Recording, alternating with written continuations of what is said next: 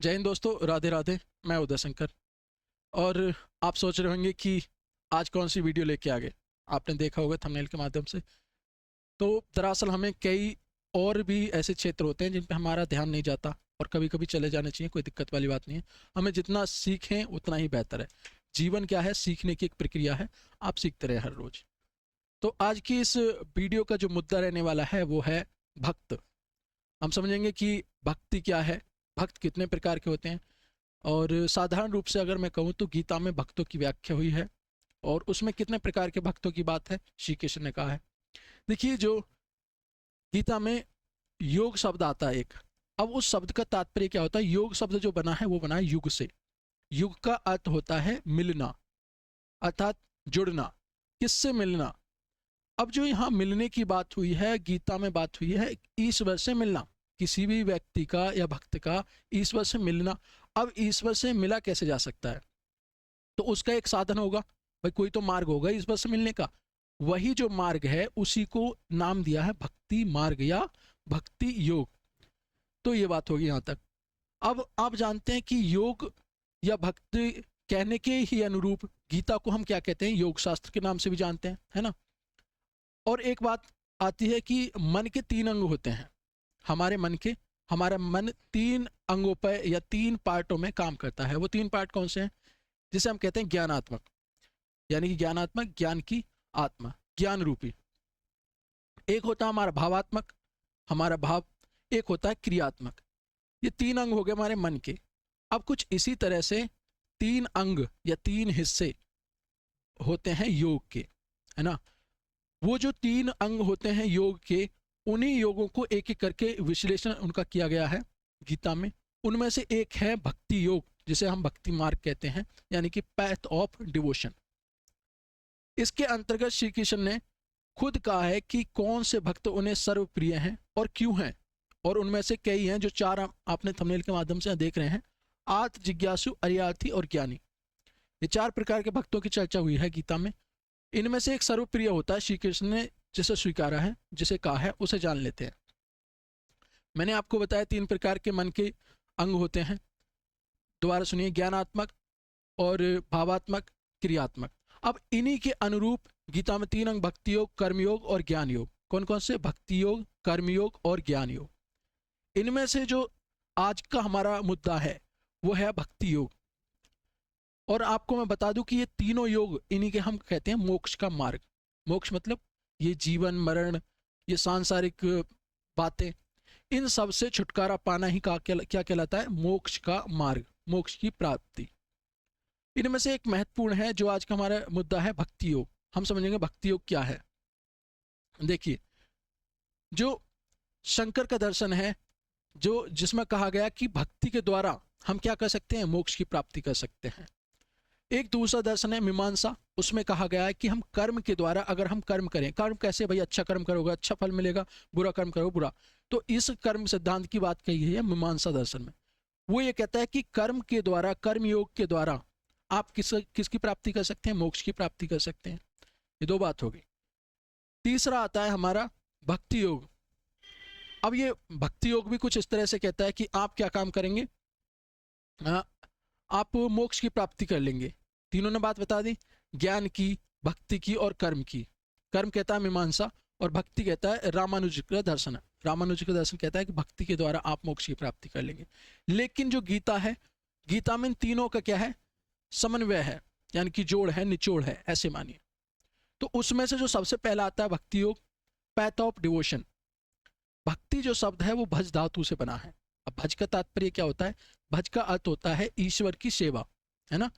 यानी कि अपने आप को, स्वयं को ईश्वर के प्रति समर्पण करना। आप एक बात बताइए कि क्या ये इतना आसान है, खुद को ईश्वर के प्रति समर्पण करना?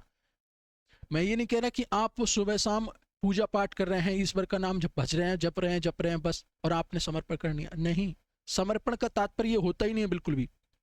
खुद को समर्पित करना तो ये कहलाता है कि आपको खुद का ही ना पता चले। इस बात को ऐसे समझिए, अगर मैंने कोई वस्तु आपके लिए दे दी या किसी को दे दी, वो कि भाई ये आपकी हो गई आज से, अब उस वस्तु का मुझे ख्याल भी ना रहा, मेरा अधिकार भी ना रहा उस पर कि जिसे मैंने देनी थी वो दे दी उसको वस्तु, वो उसकी हो चुकी है पूर्ण रूप से, मेरा कोई अधिकार नहीं है उस वस्तु पे, मेरा ध्यान भी नहीं है उस पे, इसे कहते हैं समर्पित करना। अब हम एक बात सोचिए, जब खुद को हम ईश्वर को समर्पित कर दें, समर्पण कर दें, तो इसका क्या अर्थ रह गया? हमें खुद का भी नहीं पता हो जाएगा फिर, हम कौन हैं, क्या है, हमारी भूमिका क्या है, हमारा काम क्या है, हम क्या करते हैं, क्या करेंगे, हमारा क्या भूत है, क्या भविष्य है, क्या वर्तमान है, कुछ भी तो नहीं। इसे कहते हैं समर्पित करना गीता के अनुसार।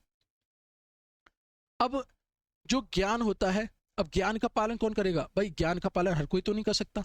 अब ज्ञान का पालन तो वही करेगा जो ज्ञानी होगा, यानी कि विज्ञजन, जो लोग बहुत ज्ञानी होते हैं, जो ज्ञान को समझे, है ना, वही लोग ज्ञान का पालन कर सकते हैं, ज्ञान योग का, अर्थात ज्ञान योग का पालन करेंगे ज्ञानी लोग।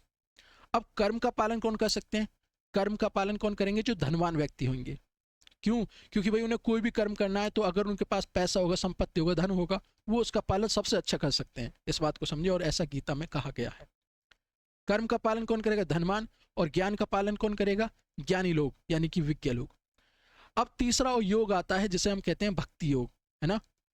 भक्ति योग एक ऐसा योग है, ऐसा मार्ग है जिसका पालन अमीर, गरीब, विद्वान, मूर्ख, ऊंच नीच, सभी प्रकार के मनुष्य जाति, कोई भी इसका पालन कर सकता है। इसका पालन करना सरल है, मतलब उतना भी सरल नहीं है कि हर कोई कर लेगा, अपने आप को समर्पित करना पड़ता है। तो भक्ति का पालन कौन करेगा? कोई भी कर लेगा। इसके लिए कोई रूल बहुत ज़्यादा मुश्किल नहीं है, बस खुद को क्या करना है? ईश्वर के प्रति खुद को समर्पित करना है। कैसे करेंगे? आप लोग जानते हैं, इस बात को समझने की कोशिश करेंगे।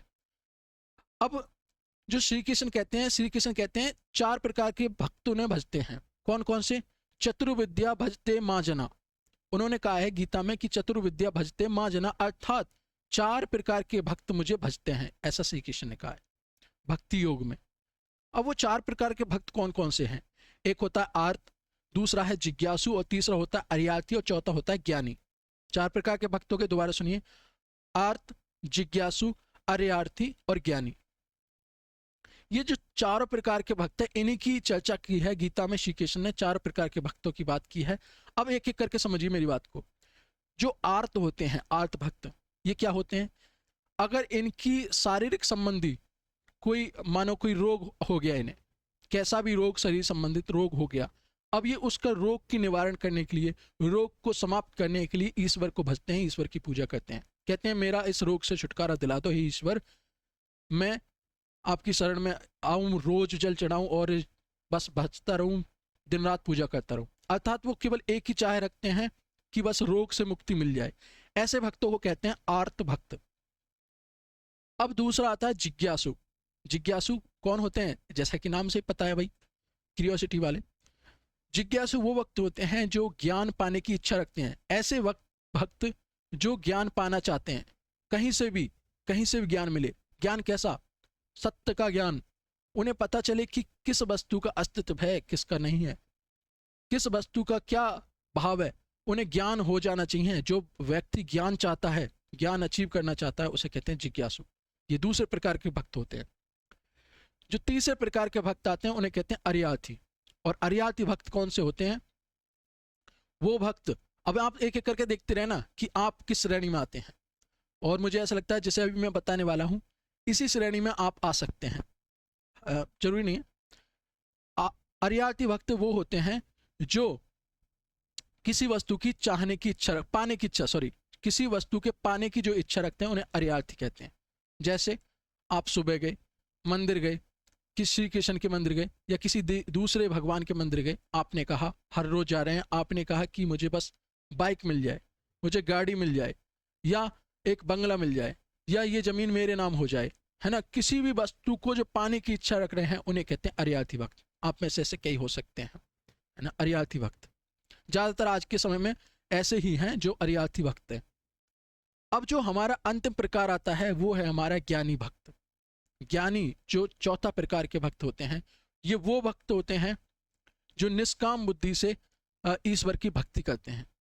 इससे पहले जो मैंने 3 आपको भक्त बताए थे, आर्त भक्त, जिज्ञासु भक्त, अर्यार्थी भक्त, ये तीनों व्यक्ति सकाम बुद्धि से ईश्वर की भक्ति करते हैं। सकाम बुद्धि का तात्पर्य हुआ कि इनका कोई ना कोई उद्देश्य अवश्य होता है।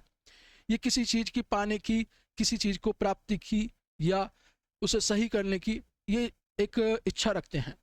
इसे कहते हैं सकाम बुद्धि से ईश्वर की भक्ति।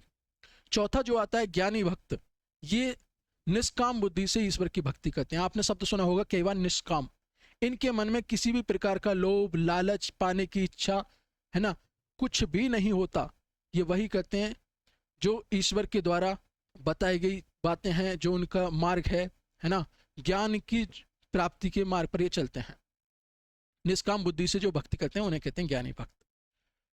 श्री कृष्ण कहते हैं एक श्लोक के अनुसार, ज्ञानिम अहम अर्थयम प्रियम चैसे मम प्रियम। दोबारा सुने, ज्ञानिम अहम अर्थयम प्रियम चैसे मम प्रियम। अर्थात ज्ञानी को जितना प्रिय मैं हूं, अर्थात कौन? श्री कृष्ण। जितना ज्ञानी को मैं प्रिय हूं उतना ही मेरे लिए ज्ञानी प्रिय है। इसे कहते हैं श्री कृष्ण अपने शब्दों में कि मेरे लिए सर्वप्रिय कौन है? ज्ञानी भक्त, यानी कि चौथी कोटि का भक्त। कृष्ण कहते हैं केवल ज्ञानी ही क्या है, मेरे प्रेम को पाने के पात्र हैं। अब आप समझ जाना, ज्ञानी शायद आप हो भी सकते हैं, नहीं भी होते हैं, जो केवल ज्ञानी भक्त है वो श्री कृष्ण के प्रेम को पाने के पात्र हैं।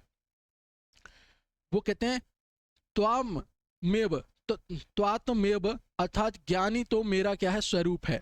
श्री कृष्ण ऐसा कहते हैं गीता में। तो यहां मैंने आपको समझाने की कोशिश करी कि 4 प्रकार के भक्तों में से आप किस श्रेणी में आते हैं। और जो इस क्लास का जो टॉपिक था वो क्या था? भक्ति, भक्ति योग। मैंने 3 प्रकार के आपको योग बताए, भक्ति योग, कर्म योग और ज्ञान योग। इन तीनों में से आज मैं उम्मीद करता हूं कि भक्ति योग को आप समझ गए हैं, 4 प्रकार के भक्तों को भी आप समझ गए हैं। अगर आप चाहते हैं कि बाकी के 2 जो कर्म योग है और ज्ञान योग है उन पे चर्चा करें तो कमेंट करके जरूर बताएं, और वीडियो कैसी लगी ये भी बताएं। इस वीडियो में इतना ही, मिलते हैं अपने नेक्स्ट वीडियो में, तब तक के लिए थैंक यू।